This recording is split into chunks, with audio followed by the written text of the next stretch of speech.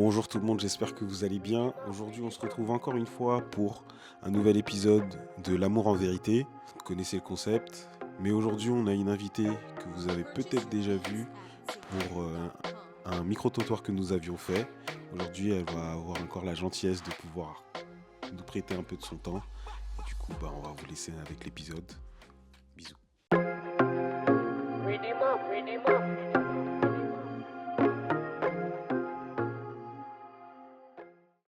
Bonjour tout le monde. Bonjour Brie. Bonjour, Est-ce que tu vas bien? ça va et toi? Super, super. Comme je vous l'ai dit un peu plus tôt, Brie, on l'a déjà vu avec nous dans un micro-trottoir. Je pense que ça peut un peu pimenter la vie de quelqu'un d'avoir quelqu'un comme moi. Aujourd'hui, on te retrouve du coup, encore une fois. Et la première question qu'on pose ici, traditionnellement, c'est quelle est ta situation sentimentale actuellement? Ma situation est en couple. En couple? Et depuis combien de temps? Ça fait un petit moment maintenant, ça fait 6 ans. C'est une relation bien sérieuse, ouais. Ok, 6 ans. Ah, ça va être intéressant. Ça va être intéressant. Parce que du coup, là, tu as quel âge? Là, j'ai 25 ans. 25 ans? Et tu fais quoi à peu près dans la vie? Donc, je suis une artiste, je chante, je fais mes propres compos aussi. La musique, c'est ma passion. C'est ma vie, mon art. Voilà. Ok, ok. Et sinon, t'as fait des études, t'as fait... Ouais, alors j'ai fait des études dans un domaine qui a rien à voir. Donc, en fait, j'ai fait de l'hôtellerie. Je me suis spécialisée en événementiel, en tant que chargée événementielle. Et à côté de ça, j'ai toujours gardé du coup cette passion pour la musique. Et aujourd'hui, je fais de la musique à plein temps. Ah, c'est Voilà. bien. Bah vraiment, on est content, voilà. Si vous avez des passions, n'hésitez pas, c'est important. Concentrez-vous dessus, c'est vraiment, ça fait du bien. Première question, du coup, tu m'as dit que tu avais 25 ans. Ouais. Ça fait 6 ans que tu es avec ton copain. Moi, je sais même pas si on peut dire copain, si c'est suffisamment.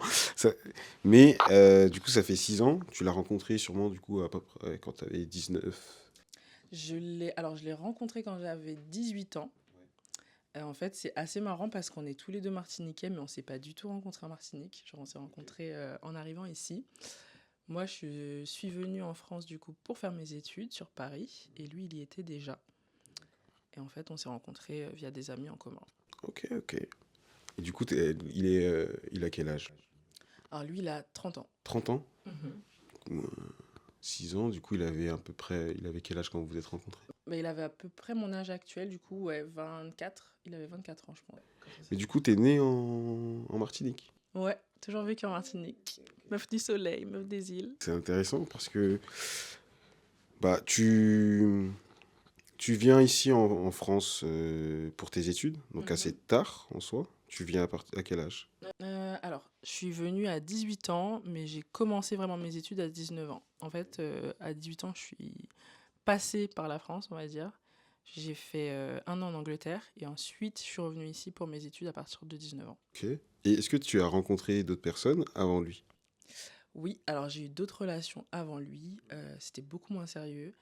C'était beaucoup moins fun aussi, on va dire. Enfin, c'était des relations très compliquées, conflictuelles et que je recommanderais pas d'ailleurs. Voilà. Et pour quelles raisons? Enfin, ça serait intéressant du coup de savoir. Enfin, qu'est-ce que tu as expérimenté? Parce qu'en fait, j'avais du coup un petit truc qui me trottait dans la tête. Tu es arrivé du coup, je vais dire relativement tard, dans le sens où ceux qui viennent généralement c'est assez tôt avec leurs parents, certains sont venus directement ici, sont nés ici. Mhm. Du coup, toi, tu viens avec un ancrage culturel quand même beaucoup plus important, Ouais, voilà. totalement. Et dans la manière de relationner avec les gens, Mhm. c'est différent. Et du coup, comment pour toi, ça s'est matérialisé un peu, tu vois? Comment, quand tu as rencontré d'autres personnes, quand tu as relationné avec d'autres personnes, Mhm. est-ce que tu as aperçu une différence dans votre manière de percevoir les choses, d'amener les choses? Est-ce que... Ouais, ouais, totalement. Alors, moi, justement, j'ai eu beaucoup de problèmes à me mettre en couple ou même en flirt avec des personnes qui n'avaient pas la même culture que moi. C'est-à-dire que enfin, toutes les relations sérieuses que j'ai eues, hormis celle actuelle, c'était avec des Martiniquais. Donc, est-ce que je suis matrixée par la Martinique? Je ne sais pas. Mais en vrai, c'était très, très dur pour moi de m'entendre enfin, au quotidien avec quelqu'un qui avait une culture différente. Je ne sais pas pourquoi. Est-ce que c'est justement parce que c'est tellement ancré en moi qu'il y a des petits trucs qui ressortent. Par exemple, mon créole qui ressort quand je suis à la maison, ce genre de trucs. J'ai besoin d'être avec quelqu'un, en fait, qui va comprendre ces subtilités-là de ma culture, je pense. Ok, ok. Non, parce que c'est vrai que, les cultures, bien que la Martinique soit proche de manière diplomatique, entre guillemets, de la France, mais c'est vraiment entre guillemets, la culture est quand même très différente. Et c'est vrai que quand on vient d'un autre pays, je pense que relationner avec les gens, etc., c'est quelque chose qui peut être assez complexe. Et dans ton cas, on voit que apparemment ça a été le cas. Ouais. Ça a été le cas. Mais tu as réussi à retrouver l'amour, enfin, à trouver l'amour. Hein. Et aujourd'hui, comment ça se passe en réalité? Enfin, de manière 6 ans de couple, vous vous mettez aussi à un moment, en tout cas pour toi, qui est très important. C'est un moment charnière dans une vie. Quand tu as 18, 19 ans, c'est un moment où tu commences à prendre en personnalité, ce genre de choses. Comment vous, votre couple, vous avez pu vivre ce genre de situation? Alors, moi, je dirais que ce qui nous a vraiment rapprochés. Alors, je pense qu'il y a deux choses qui nous ont rapprochés. Donc, déjà, c'est cette culture qu'on a en commun, mais aussi et surtout, d'ailleurs, des valeurs qu'on a en commune qui sont, par exemple, l'amour pour la famille. Ça, c'est très, très important. Être proche de ses parents, de ses frères et sœurs, c'est des valeurs qu'on partage. La loyauté aussi. Vraiment, ça, c'est pour moi, je suis intransigeante sur ça. Il y a pas de faux pas, il y a pas de droite-gauche. Donc ça, on était direct d'accord sur ça aussi. Et puis, pour les ultramarins, il faut comprendre aussi que c'est tellement difficile de venir en métropole et de reconstruire une vie.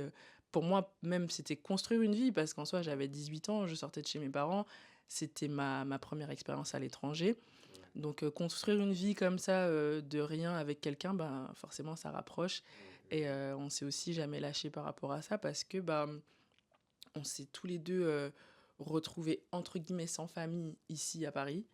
Et du coup, la famille, c'est devenu nous, tu vois. Avec bien sûr notre groupe de potes, avec d'autres personnes qu'on connaissait déjà de la Martinique. On s'est créé en fait notre petit réseau.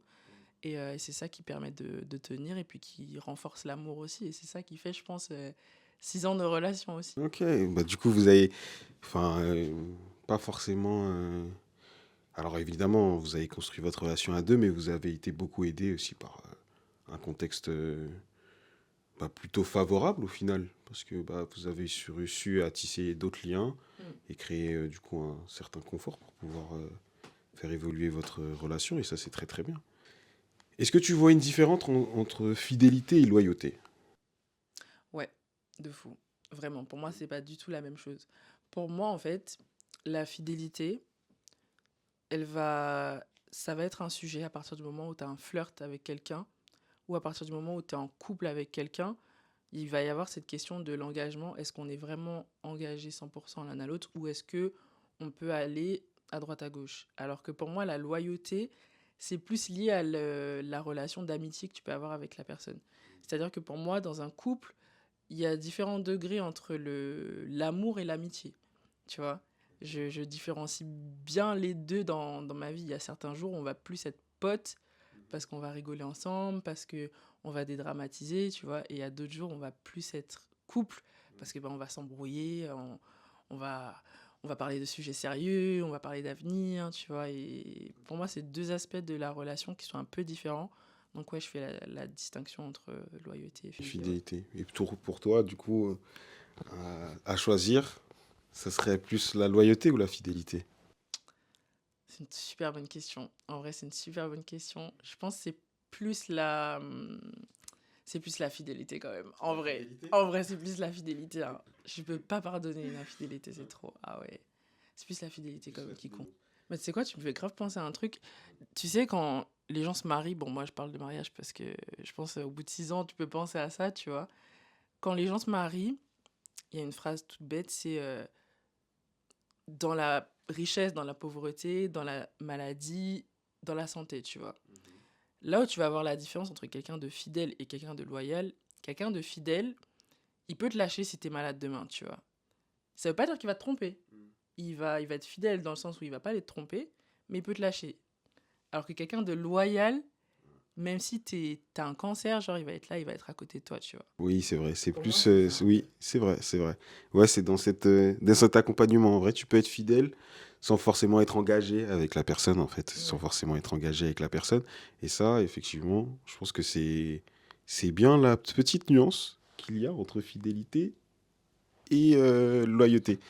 Je pense que la personne loyale, du coup, elle a un engagement peut-être plus important que simplement être,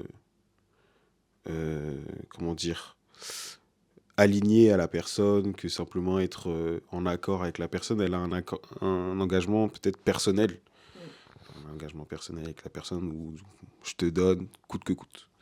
Mais oui, effectivement, c'est très intéressant. Et du coup, bon, on a, enfin, malgré ce qu'on vient de dire, tu penses quand même que tu préfères la fidélité. Hmm, oui, parce que je suis une romantique.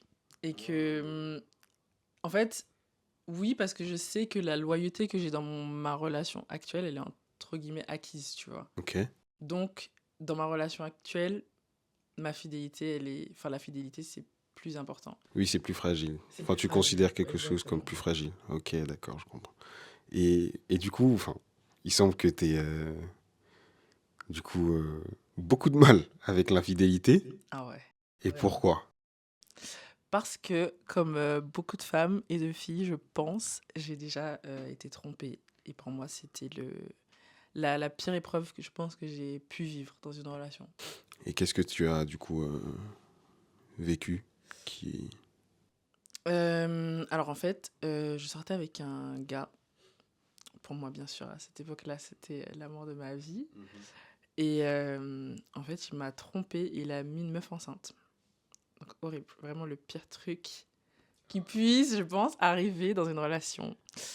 Et je l'ai très mal vécu. Bien sûr, je l'ai lâché tout de suite et tout, mais je l'ai très très mal vécu. Et après, j'ai eu beaucoup de mal, je pense, à me reconstruire émotionnellement de ça. Ok. Et ensuite, je suis tombée sur mon mec.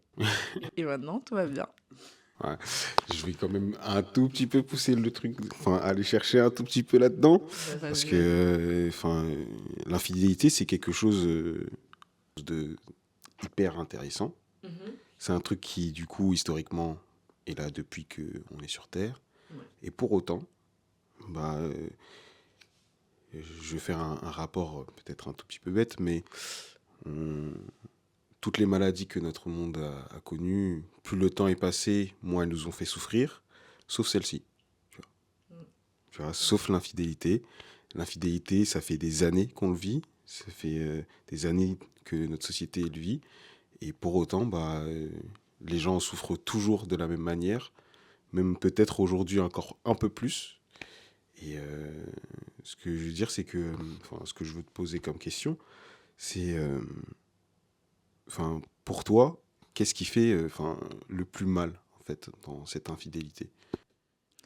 Pour moi, en fait, dans toute infidélité, il y a trahison. Et c'est la trahison, en fait, qui fait vraiment mal. C'est pas l'infidélité en soi, c'est le fait de se sentir trahi par quelqu'un qu'on aime. Parce que, pour moi, il y a tout type de relation, tout comme il y a tout type de personnes. Et si, dans une relation, bah, deux personnes se mettent d'accord pour avoir d'autres partenaires, etc., c'est pas un problème. Mais à partir du moment où en fait, les bases sont posées, sont fixées et que les deux personnes sont d'accord sur un mode de vie, bah, en fait, c'est un peu une trahison de ne pas respecter ce mode de vie-là, tu vois. Oui, du coup, cette exclusivité. Voilà. Ok.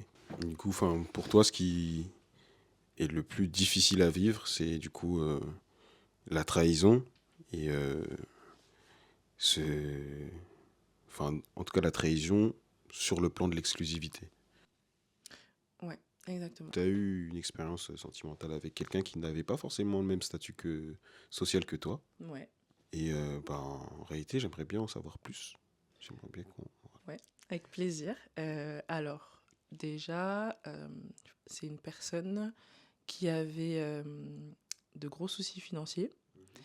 Donc, cette personne, elle n'avait pas la possibilité d'avoir son chez-soi. Elle vivait avec ses parents, ce qui n'est pas un tort en soi, mais elle vivait vraiment dans un statut de précarité qui était très très important, donc dans une grande pauvreté.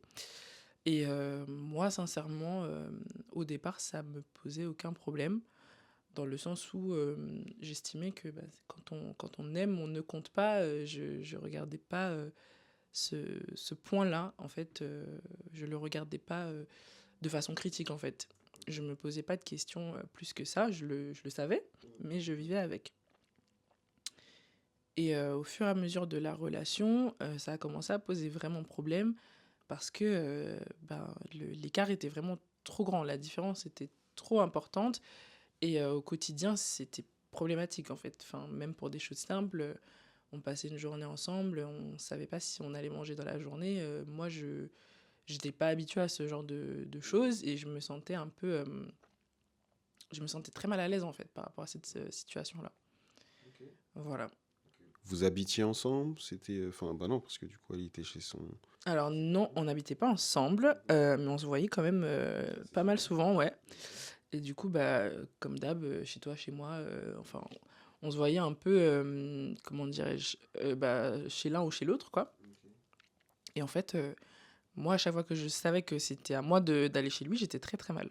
Je pouvais pas parce que quand on a son chez soi, on a son confort, on a ses petites habitudes. Moi, en plus, j'ai beaucoup de chance, j'ai de la famille qui est autour de moi, qui est là et tout. Et que d'un seul coup, on se retrouve dans une situation de précarité extrême qu'on n'a pas choisie, en fait.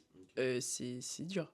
C'est très très dur. Et même si cette personne, j'essaie de l'aider, de la pousser, l'aider à trouver du travail, ce genre de choses et tout. Enfin, je vais être très cash, hein, mais au bout d'un moment, je suis pas ta mère, tu vois. Enfin, au bout d'un moment, je vais pas te tirer jusqu'à moi crever, tu vois. Bah, du coup, c'est peut-être... Enfin, là, juste... c'est... Le problème n'était pas tant sa situation, mais c'est peut-être le fait que tu puisses ne pas voir chez lui euh, une éventuelle amélioration. Ouais, il y avait beaucoup de Peut-être que... ça aussi. Parce que bon, je pense qu'il y a beaucoup de personnes qui rencontrent des gens qui n'ont pas du tout les mêmes conditions de vie, hein. Et à Paris, à Paris, je pense qu'il y a beaucoup de personnes qui se rencontrent. On rencontre tellement de personnes qui vivent des vies complètement parallèles à la nôtre. Euh, et c'est vrai que peut-être dans ce cadre-là, c'était peut-être plus ce qui te pesait. En fait, c'était un peu un mélange des deux. C'est-à-dire que ça me pesait que la personne ait cette situation. J'avais envie de l'aider. J'avais envie de pousser cette personne à sortir de cette situation. Mais d'un autre côté, il y avait un manque d'ambition, mais énorme chez cette personne. C'est-à-dire qu'il y avait vraiment un confort dans cette situation et pas vraiment l'envie d'en sortir. Donc, et c'est pour ça que je te dis que c'était pas moi mon rôle de l'aider à ce moment-là. Vous aviez quel âge quand vous vous êtes rencontrés? Moi, je m'en rappelle pas, je crois que j'avais 17 ans.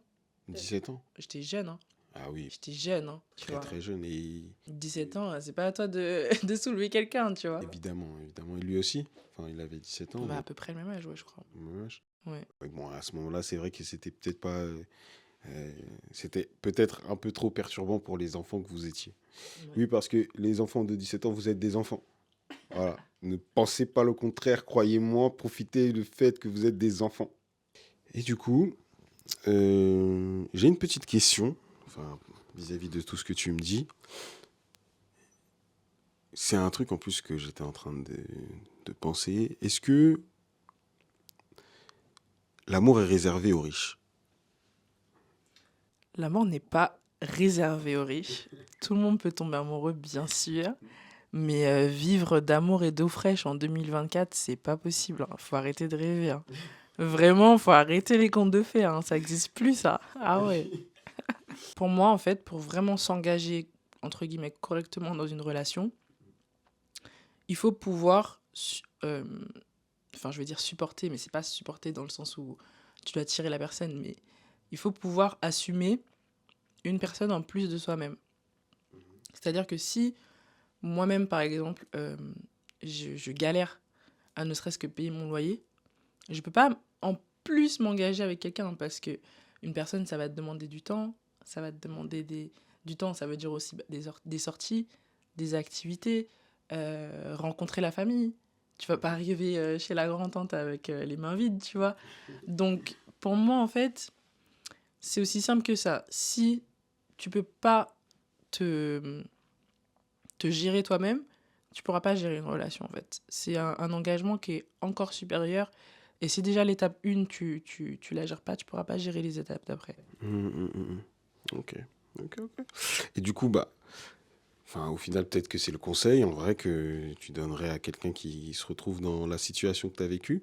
Mais si tu avais un conseil que tu donnerais à une personne comme ça qui a vécu une situation similaire à la tienne, en tout cas, quel serait, par exemple, le conseil que tu te donnerais pour la personne qui a un statut plus favorable que son partenaire? Si vous êtes financièrement plus à l'aise que votre partenaire, je vous donnerais comme conseil d'être patient, mais pas trop patient. Ok. Dans quel sens? Dans le sens où, si tu patauges, ça sert à rien de continuer. Si tu sens que tu peux plus, lâche. Il faut tout lâcher. Que tu peux plus faire quoi? L'aider? Je sais pas trop comment expliquer, en fait, je pense. Si tu sens que financièrement, tu pourras pas supporter cette personne-là, il faut tout lâcher. Faut lâcher la relation, en fait. Ok. Et pour quelqu'un qui est du coup dans une situation plus défavorable, entre guillemets, quel serait le conseil que tu donnerais à cette personne? Level up, hein. C'est tout. Level up, c'est tout. Ah bah oui. Faut de l'ambition, faut se bouger. Voilà. Ok, bon, après, ça le mérite d'être clair. Ça le mérite d'être clair. Ça le mérite d'être clair.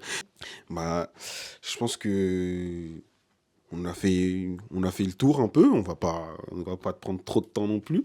Mais on va te demander juste un petit dernier mot. Qu'est-ce que tu souhaiterais dire par rapport à l'amour, par rapport à toi-même ou par rapport à ton copain? Et un petit dernier mot que tu souhaiterais nous exprimer pour clôturer cette interview. Alors déjà, j'étais ravie. C'était très cool, comme d'hab. Et pour moi, l'amour, c'est ce qu'il y a de plus important dans la vie. Donc, aimez-vous, aimez les autres et voilà. Ok, en tout cas, merci Brie d'être avec nous. Voilà, ça nous a fait plaisir. Tu nous as apporté beaucoup de belles réponses, etc. Et puis, pour nous, on se retrouve dans les commentaires très bientôt pour un nouvel épisode. Merci à vous tous de nous avoir suivis. Et on vous fait un gros bisou. Bonne fête. Ciao, ciao. Bonjour l'équipe, je me présente, Yapo, créateur de la série L'amour en vérité, diffusée sur Vive Dating. Vous pouvez nous retrouver sur YouTube, sur Insta et sur TikTok. Ce podcast, il donne la parole à des personnes comme vous, prêtes à partager leur vécu amoureux sans filtre. C'est quoi l'amour en vérité? C'est un espace bienveillant où l'on explore les émotions, les doutes et les moments marquants liés à l'amour. Goumin. Situationship, rupture, coup de foudre, toutes les histoires comptent. Donc n'hésitez pas à nous follow, à venir nous DM si vous voulez raconter votre histoire. Et surtout les gars, abonnez-vous! Vive!